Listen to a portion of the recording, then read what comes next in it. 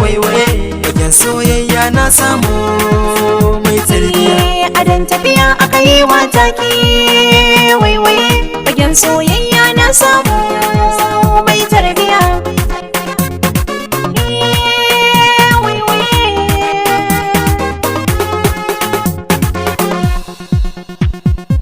Tirran da na fara ganin ki yan mata kika sacen zuciya, babu zato na tunayin so a cikin so ne ambaliya.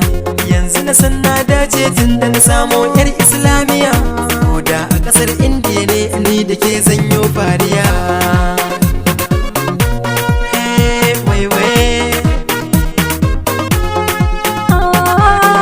Wa kai kaɗai na kai wa take, a raba ni da kai wallahi da sake. Na shirya je ka ɗauko keke, tuka mu je duk inda kake so zalzala kariya.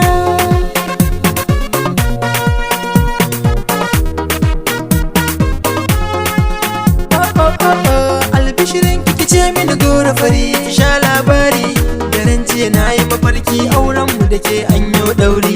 A zamana da ke ba sa'insa har mun haifo jariri, na ajiye kuɗi tari har muka je Saudiya. Adan tafiya aka yi wa take waiwaye fagen soyayya na samu mai tarbiya.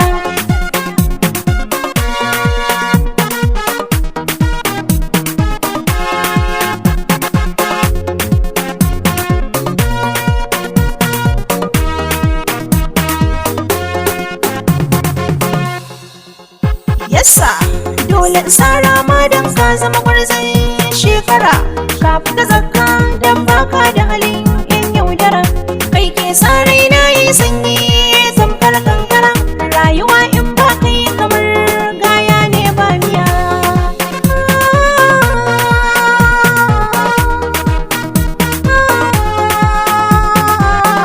Domin murna ne haka kin garwata, a gare ki na so alkhairi ne manufata. Ba wai aka ce alkhairi ya fi mugunta, kowa da wanda yake so ni ma gatawa gangariya.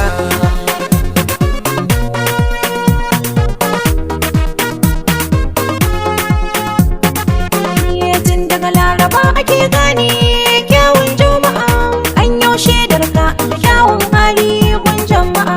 Zan dauke kan kai ka gidanmu har ka ce mini a'a, ka ce musu aure na za ka yi in sun bujiro ma tambaya.